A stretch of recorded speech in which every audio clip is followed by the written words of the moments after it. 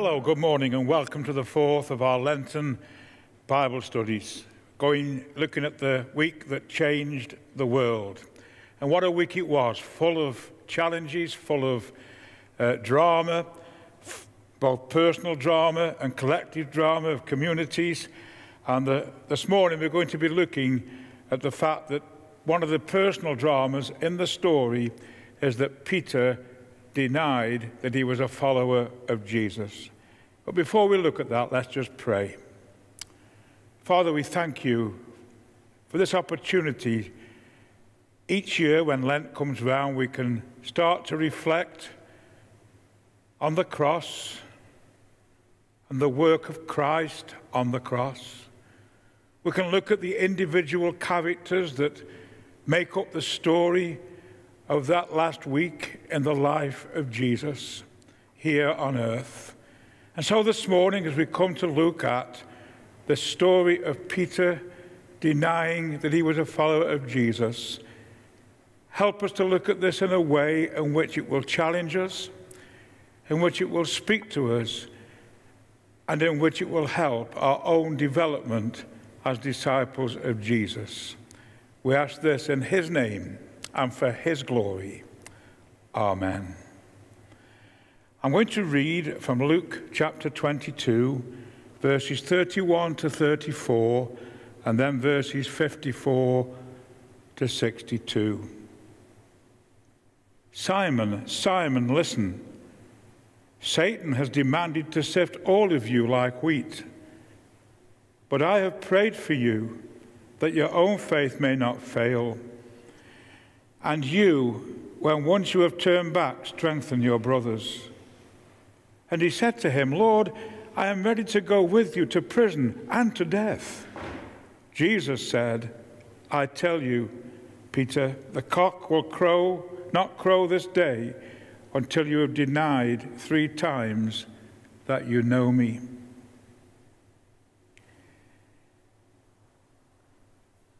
Then they seized him and led him away, bringing him into the high priest's house. But Peter was following at a distance. When they had kindled a fire in the middle of the courtyard and sat down together, Peter sat among them. Then a servant girl, seeing him in the firelight, stared at him and said, This man was also with him. But he denied it, saying, Woman, I do not know him. A little later, someone else, on seeing him, said, You are one of them. But Peter said, Man, I am not. Then, about an hour later still, another kept insisting, Surely this man was with him, for he is a Galilean. But Peter said, Man, I do not know what you are talking about. At that moment, while he was still speaking, the cock crowed. The Lord turned and looked at Peter. Then Peter remembered the word of the Lord, how he had said to him, Before the cock crows today, you will deny me 3 times. And he went out and wept bitterly. We often judge Peter harshly for his denials of Christ, but how often do we find ourselves walking in his shoes? How often have we said at different times, It wasn't me, I wasn't there, I didn't do it. We've often said that, perhaps at home, and perhaps when we were at school. My mum always used to say that she could read me like a book, and she could. Jesus, too, can read us like a book, and this is what he's doing with Peter here. At the end of what we know as the Last Supper, we find Jesus speaking to his disciples and to Peter in particular. Jesus is looking at them all as he speaks. He looks at each one of them in the eye and says Satan has demanded to sift all of you like wheat. Now, I think the fact that he begins this statement by saying, Simon, Simon, suggests that he knew he would get a response from Peter. And he did. Peter said, Lord, I am ready to go with you to prison and to death. To Peter's response, Jesus then predicts that the cock would not crow that day until he had denied him 3 times. And of course, that is what happens. In this story of Peter's denial, the scene shifts a bit here off the main character, Jesus, onto a main supporting character, Peter, in this story. Peter the fisherman, the man whose bold words and actions have brought him to the forefront of leadership within the group of disciples. Peter, the man who wanted to walk on water with Jesus, the man who did walk on water with Jesus. Peter, the man who confidently proclaimed Jesus as the Son of the living God, the Messiah, God's chosen anointed one. Peter, the man whom Jesus praised for his faith and spiritual sensitivity to God in making that proclamation. Peter, the man who acted in the Garden of Gethsemane and struck at the servant of the high priest with a sword and cut off his ear. Peter is the one who follows Jesus after his arrest and follows him to the house of Caiaphas, where all the accusations are brought before Caiaphas and those in authority about the man Christ Jesus. I think it's prudent here to state that the parallel passages of both Matthew and Luke, the authors relate this one statement about the disciples at this point. All the disciples left him and fled. They left him and fled, but Peter follows from a distance. Peter had dared to walk right into the middle of this drama that was unfolding. At this point, it looked as if Peter was going to be able to stand behind Jesus, although he was doing it from a distance. Then something happened to Peter that I can bet you he never expected, that should have happened. People began to take notice of him, that he had been with Jesus all this time. Up to now, the focus had been on Jesus always, but Peter's presence was imprinted on their minds as being one of Jesus' closest confidants. After all, it was Peter who spoke up so quickly in just about every situation. Therefore, it stands to reason that Peter was probably the most well-known of all the disciples to the people who were sitting in that courtyard around that fire. Peter is spotted in the courtyard by a servant of the high priest. Why does she recognize him? She had seen Jesus and the disciples on many occasions, probably, come through the temple complex and by the high priest's house. Jesus was well known, and many of his disciples were also part of the cultural fabric as well. They were known. There is no doubt about that. Peter is asked a very direct question. This man was also with him. And he gives an answer, "Woman, I do not know him." Normally, anything a woman said at that particular time in history was not taken seriously. Peter could have simply ignored her, and it may have gone unnoticed or ignored by the crowd. After all, she was just a slave girl. But Peter's mind at this time was racing. But before you judge Peter, think about the night he had had up to this point. First, he was asked by Jesus to set up the Passover meal. And just as Jesus said it would happen, it happened.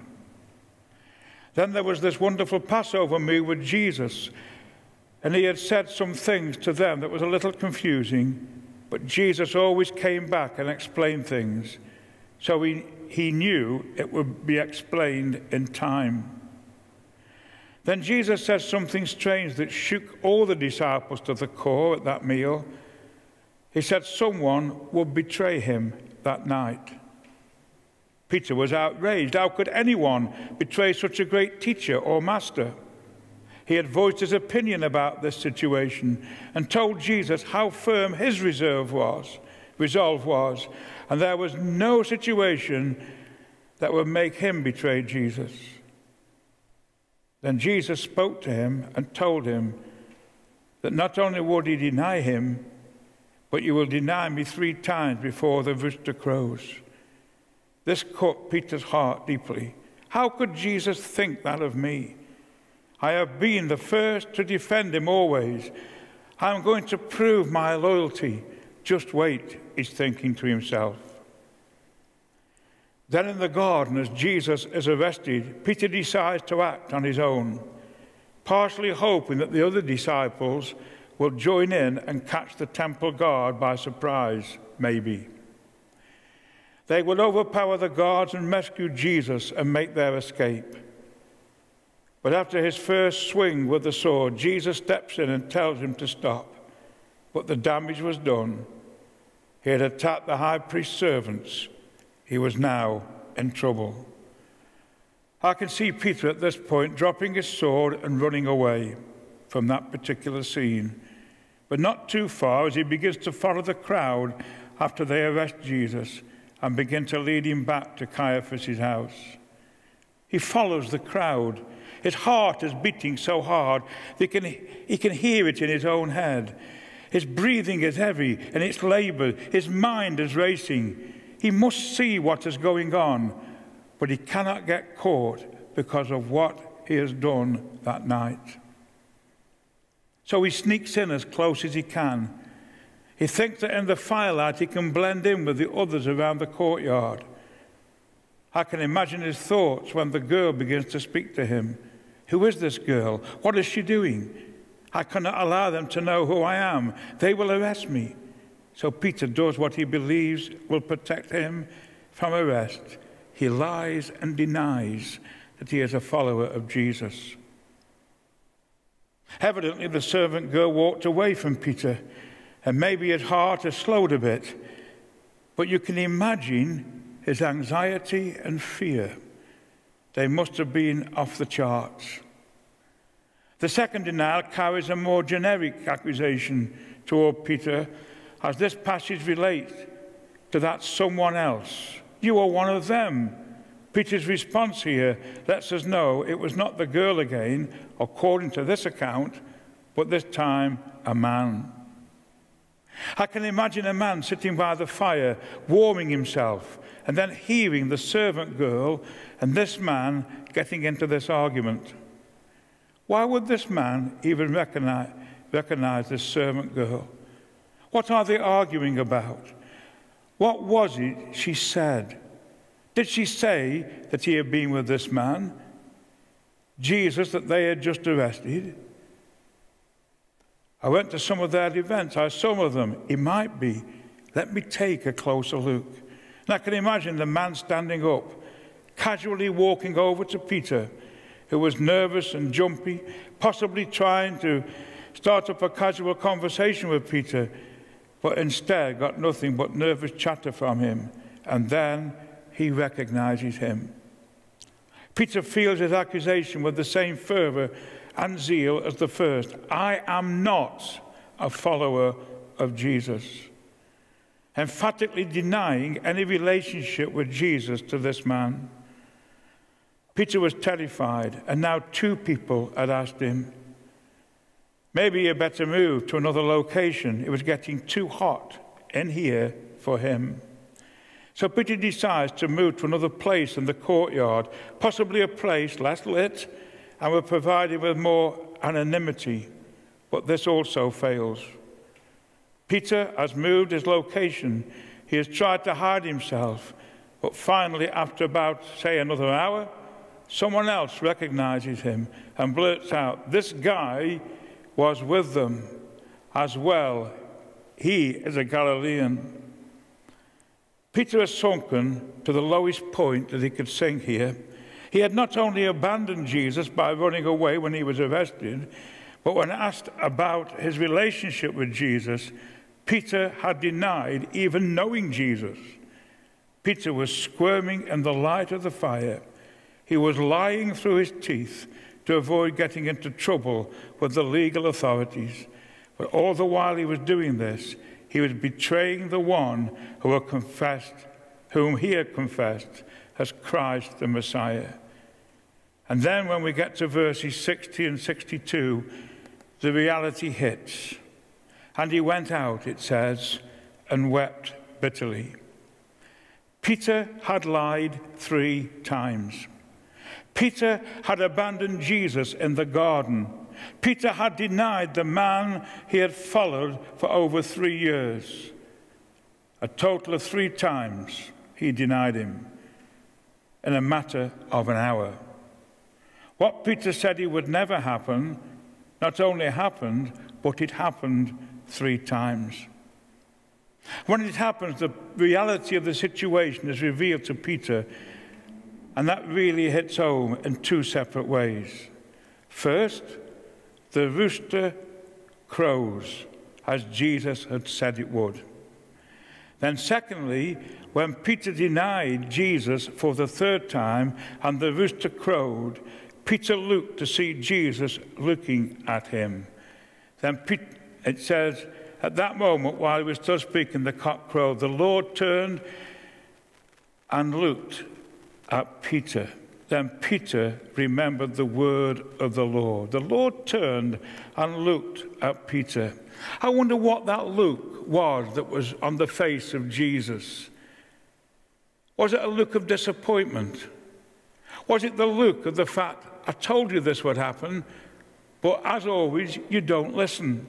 Was it a look of compassion on a man who he knew was fervently wanting to follow him, and yet at every turn seemed to make some mistake or another? What was in the eyes of Jesus as he looked at Peter? Could it be that Jesus was looking toward Peter with compassion and concern? Compassion for Peter's eternal soul and spiritual well-being. Where Peter saw judgment, Jesus saw forgiveness. And when we go on into the stories after the resurrection appearances of Jesus, Peter 3 times is asked by Jesus on the shores of Galilee to feed his sheep. There Peter finds forgiveness on that shore, but it was quite some time after the event of denying him. At this moment in time, he just goes out and weeps bitterly, crying perhaps based on shame and embarrassment, but crying based on grief and pain and mourning, a sort of situation that he never thought he'd find himself in, but there he was, alone with his pain, with no one to turn to. Peter's heart understood that he had done a great evil here and was bitterly remorseful for his actions. This shows us that his spirit was broken. And it's only when we're broken that God can actually start to deal with us. It's only when we're broken that God can bring us up to that place where we find forgiveness, redemption, and reconciliation. He went out and wept bitterly. Pride and a stubborn heart will always keep God's forgiveness at arm's length. But a soft and broken heart will invite God's forgiveness in. You can be restored regardless of what you've done and how far you have fallen. I wonder how many times we, in our walk with God, have denied Jesus. I wonder how many times that we have failed him. I wonder how many times we've gone away to a quiet place and we've wept bitterly with a deep sorrow in our hearts. Let us be ever thankful that the restorative love that God shows us daily, and vow never to abuse that love for us at any time at all. Let us pray. Father, we thank you